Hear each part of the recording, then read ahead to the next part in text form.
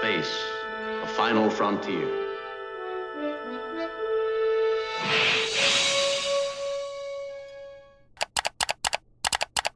So welcome to part 2 of this diorama update.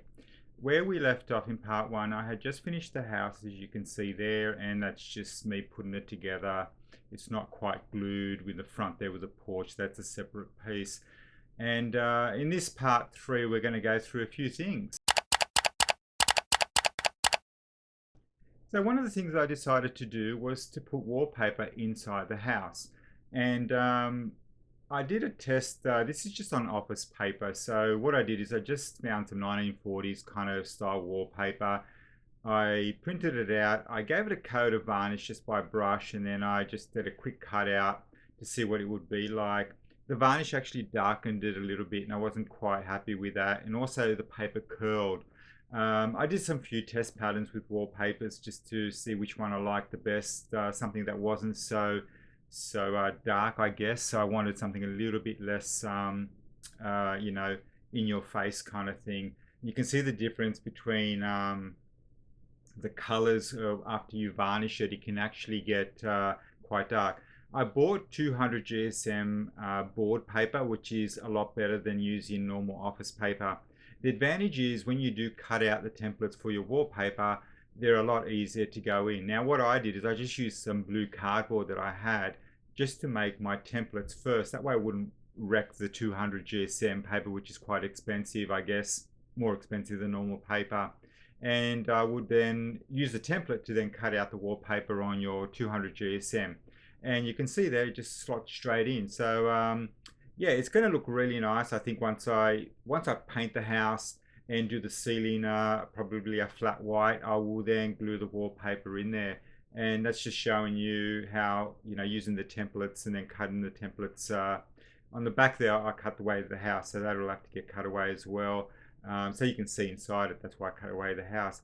The windows, and again, I might do some frames around the windows. I haven't done those yet, but again, I'm just showing you you know, how the wallpaper will, you know, go around the windows as well. And once all four walls are on there, it should look really nice. And yeah, so if you want to do that for your own house, use 200 GSM paper, find the wallpaper you like, print it out, and then you just cut out your templates. And I guess in hindsight, I could have done this before I assembled the house, but I did it the other way around, and I still managed to get it done. So it worked out well. Okay, so let's talk about the base. In the previous video, you saw the base, and it was just an art base that I bought. To house the perspex, 4 walls of clear perspex after the diorama is finished, what I do is I create 2 borders, one on the very outside using the wood, as you can see there, and on the inside I use 12 by 12 millimeter aluminium angle, and I cut it at 45 degrees. And then what you do, you create this channel all the way around. That's a 5 millimeter channel. I use some magnets to kind of keep the gap of 5 millimeters, and the perspex will slot straight in there. Tamiya putty, I use that to actually, I'm the worst at miter joints, and basically I just covered all the little gaps I had in the miters just to make sure. Tamiya putty is actually really good. It just dries really hard really quickly, and within an hour or so you can sand it. I found a good army green to kind of paint it, and I did a coat of white underneath primer, and then that's just a Rust-Oleum green. I thought it looked like an army green, so I used it. And that's the finished product. So you can imagine the 4 sheets of perspex you'll get cut to size, which is 4.5 millimeters thick, will slot straight into that little gap there, which is 5 millimeters thick. So you got a little bit of wiggle room as well. And yeah, I painted it the army green, and you can see there the house will sit in the corner. You'll have the tank, you'll have a tree, you'll have a little fence, you'll have the porch in the front, and anything else I want to add to it, which you'll kind of see in probably part 3 of this video. This is a Starship Enterprise that I did about getting close to a year now. You can see I did a white border around there, put some decals, the aluminium's on the inside. I even did some trimming to hide the edges there. So basically it houses the ship in there, and that's exactly what's going to happen with this diorama. I'm going to have perspex which I get from a seller on eBay, and he cuts them to size for me. I don't know what the height will be yet. That's why I'm waiting, because the tree could be so high, or the house. And but yeah, that's what I do, and I put decals in the front as well. Okay, floorboards. Of course, I want to do floorboards. I want to do something with the floor. And I cut away the back of the house, as you can see there, using the Dremel tool, and was very careful not to wreck the house. And the whole idea is you can look inside it and see the wallpaper, see the floorboards. So the house needs to be elevated. So that is a 25 millimeter thick foam. And then I've got another, I think it's a 7 or 8 mil ply. I used a thicker ply, didn't want it to warp. You need a good sturdy base. Now that's where the floorboards are going to sit, and you'll be able to look inside the house and see the floorboards. And we're going to see that in this video anyway. So I went and bought only 50 coffee stirrers. They're 5 millimeters wide. They're the ones I wanted. I didn't realize 50 was so few, but it was enough to do the floorboards. Now, if you're going to do something like that, rule number one is get your flattest coffee stirrer. Some of them are warped. Don't use the warped ones unless you want to go for some sort of an effect of warped floorboards. That's just some Jarrah stain I had in the garage, which I thought was nice. I did a bit of a test pattern over there just to see what it would look like, and I was really happy with that. So I decided that's what I'll stain them when they're glued down. And at this stage, I was kind of like just planning it and working out the best way to do it. I use the chisel to get nice clean edges, and also to kind of get a little bit of a bevel on the edges as well as I cut it, but you'll see what I did later anyway. Once I cut all my floorboards, they were about 6 centimeters long. I put them in a clamp, a small section at a time, and I just sanded them so they can be flush and all the same size. If you do go ahead and just kind of shave a little bit off with the sandpaper on both ends, when you put the floorboards together and you stain it, the stain will actually kind of enhance that little join there as the floorboards meet. Now, when you do lay floorboards, always lay the first row down and let it dry. When you lay the first row, if you start putting the second row, the first row will just kind of nudge across and you'll just lose everything. So always lay your first row, let it dry, come back the next day, and you can put the rest of them on there without worrying about that first row moving.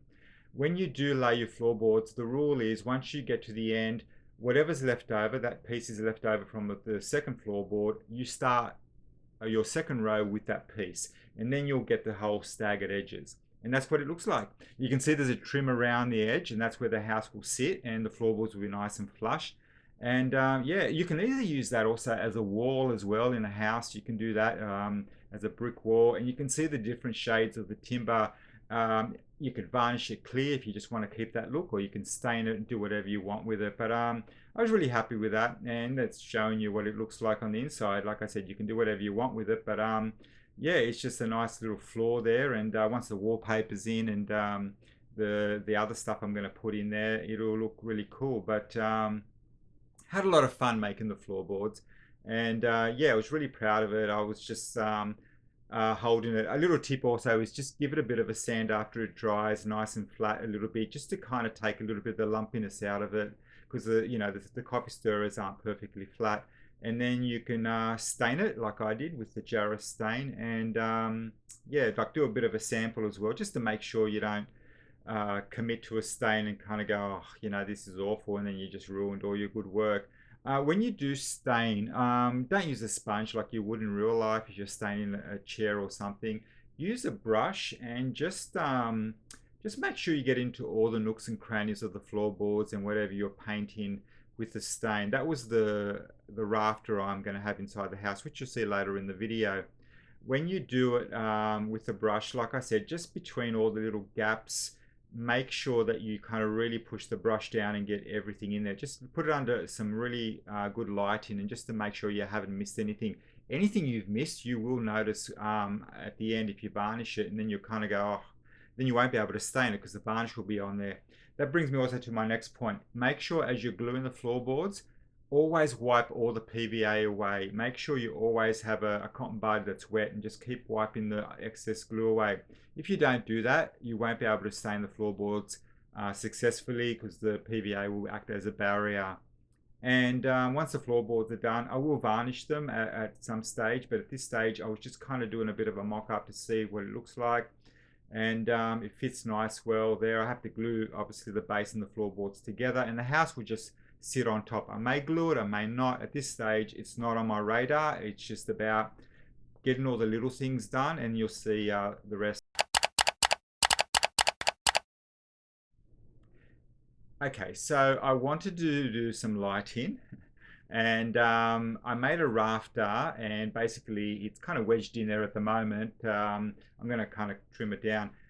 What you're looking at here is that's just a bit of excess wood. I did a bit of a template, use it as a template, because what I need to do, I need the rafter to be nice and level, or as level as I can get it. So to do that, I had two little end pieces which will get glued inside the adjacent walls, one on that side and one on the other side up the top there. And this little template helps me place that template down and situate the end pieces which the rafter will sit in. And I did that because it's very difficult that now that the house is assembled to work out where they're going to go. So I do whatever I need to do to make sure I get as good as accuracy as I can. So you can see how the rafter will sit nicely in there. You don't even have to glue it. It'll just sit on there, and it'll actually have a light coming through it as well, which you'll see in this video.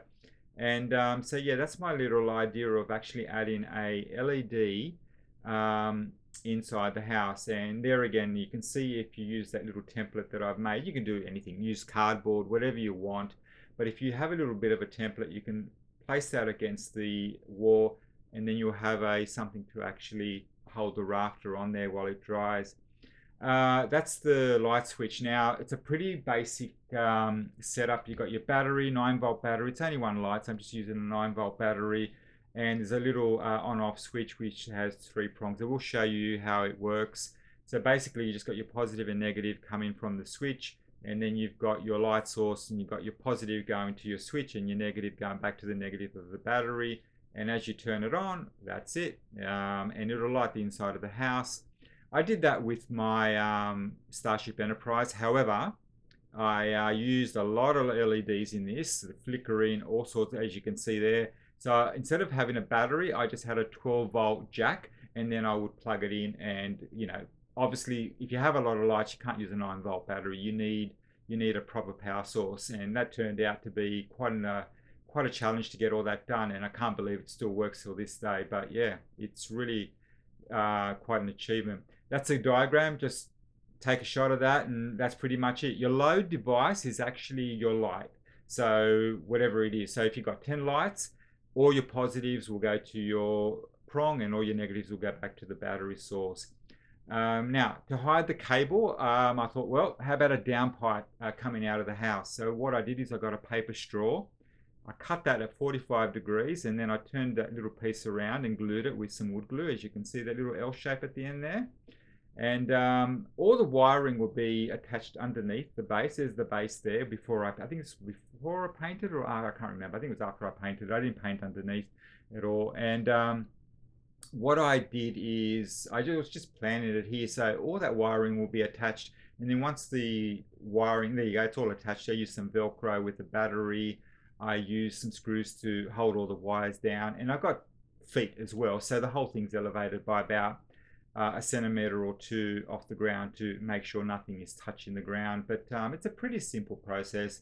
Once you add the house and you feed the wire through the base, just attach your negative and positive. I've got a little thing there so you can keep the wire from getting snagged anywhere, and you just basically put your positive and negative in there, tighten the screws, and flick your switch, and there you go. And that light obviously will be through the base, through the downpipe, and into the house. And you'll see that in part 3 when it's all finished, but just showing you that's a simple getup.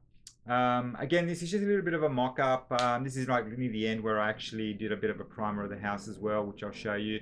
And I'll just trim that straw down. It's a paper straw, and I'll paint it. I've got some bricks, some rocks around the edges. I'll show you that in a sec in another part of this video. But yeah, the wire will come through the house, and then I'll feed the wire through the straw. And it'll be a bit tedious, but I'm sure I'll get it done successfully, and it should be a lot of fun.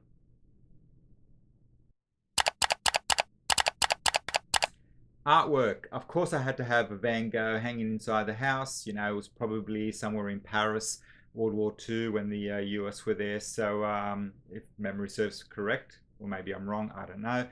I used the coffee stirrers. I also used the little protractor thing over there to get a nice clean 45 degrees angle. Make sure your 45 degrees angles are actually 45 degrees. It'll make your life a lot easier, and you'll get a nice neat little frame.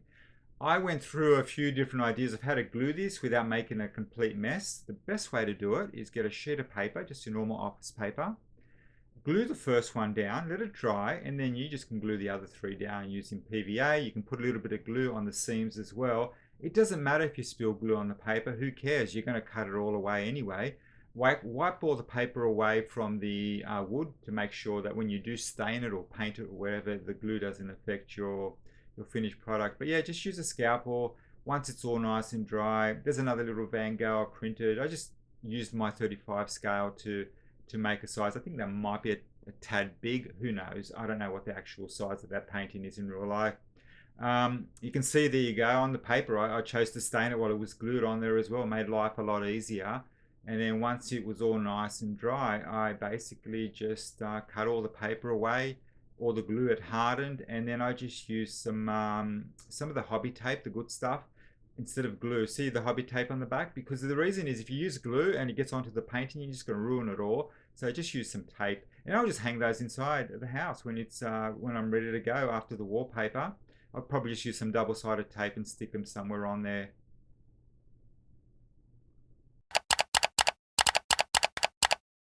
Okay, so I found out on Amazon you can get 1,000 of these coffee stirrers for about $10. I had no idea, and I can build a barn with all these. So they do come in handy. If you want, I recommend to get these. They're really good for fences. I am going to put a fence in the diorama. This is just a bit of a mock-up that I did, and I might have a little bit of a gap between each paling. And I don't know how long the fence will be, but whatever room I have between the house and the edge of the diorama, behind the fence will be some logs, which I'm going to do in part 3. I'm going to do a tree. There'll be some barrels, and yeah, that's where the fence will go. So from basically the corner of that house, because the stairs come out on the porch and they go down, and then from yeah, well, I'm just moving things around there, but basically, yeah, where my finger is now, that's where the fence will go in the tree, and the tank will be on the road in front of that house. And yeah, so at the moment I haven't glued anything down. I will put those little rocks all around the base. I've already started to do that. I think they look pretty good. I was trying to think of something to do. I might airbrush and black though, and just do some dry brushing on there. These will all be part 3 of the video where I start painting the house. I have no idea what colors I'm going to do for the house. I may go with a charcoal roof. I may go with a kind of like a very pale blue, and then I'm going to weather the house with using washes and things like that. All that will be in part 3, but yeah, part 2 is all about the lighting, the floorboards, and you know, and just getting the base ready so you can start putting the clay down and everything. There's a lot of work goes into this. I lose sleep thinking about, oh, what am I going to do? Or a thought will come in, I'll write it down, and yeah, that's the house. I gave it a light airbrush with some white primer. I think white's better because it allows the lighter colors to show up much nicer, like a pale blue or pale green. And yeah, they'll be all in part 3. I'll do the windows by hand, like white frame windows. And the inside, I'll just use a long brush. Their brushes can't get in there. But that's all still to come in part 3. So I hope you enjoyed the video. I hope you get some great ideas from it. And looking forward to part 3 in maybe another 2 or 3 weeks.